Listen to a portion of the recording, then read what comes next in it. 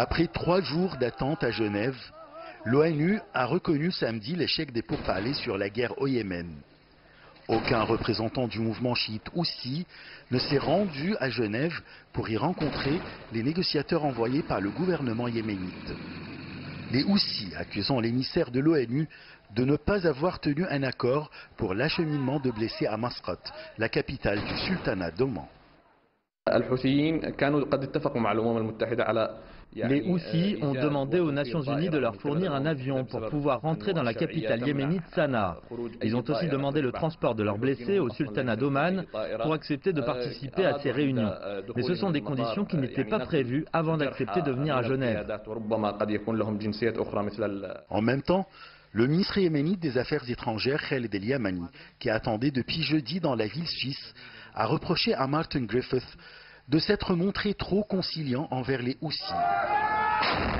Selon lui, l'émissaire onusien ne leur a pas fait porter clairement la responsabilité de l'échec des discussions. Les enfants yéménites sont les premières victimes de l'échec de ces négociations de paix.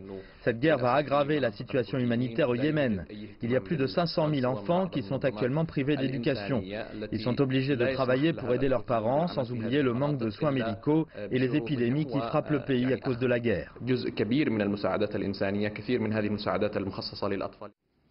Pour sa part, Martin Griffiths a assuré qu'il se rendra dans les jours qui viennent à Masqat, en Oman et à Sanaa pour y rencontrer les rebelles Houthis et déterminer quand et où pourraient avoir lieu les prochaines négociations.